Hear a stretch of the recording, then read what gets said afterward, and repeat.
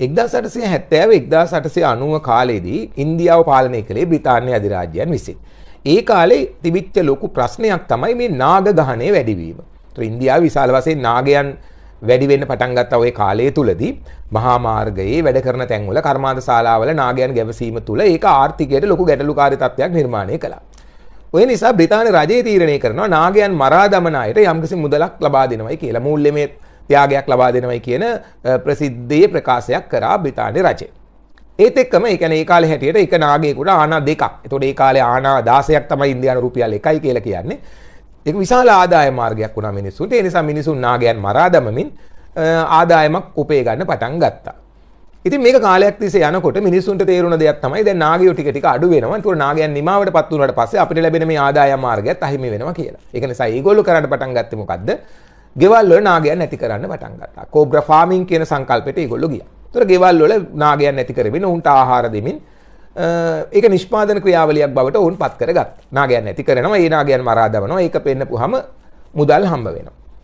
ඉතින් ඉන්දියානු මේ බ්‍රිතාන්‍ය රජය බලනවා දැන් මේ නාගයන්ට මුදල් ගෙවනවා නාගයනුත් අඩු වෙනවා, විශාල වශයෙන් නාගයන් අල්ලගෙනත් එනවා, මිලියන ගාණක් නාගයෝ අල්ලගෙන ඇවිල්ලා තියෙනවා, මරලා දාලා තියෙනවා, ඒකට මුදල් ගෙවලා තියෙනවා. නමුත් මේගොල්ලෝ අඩු වෙන්නේ නැහැ. නාගයෝ අඩු වෙන්නේ නැහැ. ඊට පස්සේ ආපහු මේක සොයලා බලන්න කමිටුවක් පත් කරාට පස්සේ ඒගොල්ලෝ හොයාගත්ත දේ තමයි මිනිස්සු මේ නිවස් වල දැන් කෝබ්‍රා ෆාමින් කරනවා. එතකොට මේ නාගයෝ ඉවර වෙන්නේ නැහැ, මේ මෙතන තමයි ප්‍රශ්නේ තියෙන්නේ කියලා. ඒ පාර රජය සනිකව ප්‍රකාශයක් නිකුත් කරනවා මේ අද දින සිට මේ නාගයන්ට මුදල් ගෙවීම අත්හිටවනවා කියලා. දැන් අර ගෙවල් වල හිටපු නාගයන්ට කර කියා ගන්න දෙයක් නැතුව මිනිස්සු ඒ නාගයන්ව බාහිර පරිසරයට මුදා හැරීමත් එක්කම පෙරට වඩා වැඩි නාගයන් පිරිසක් මේ මහා මගට මහා මාර්ගයට බාහිර පරිසරයට එකතු වුණා.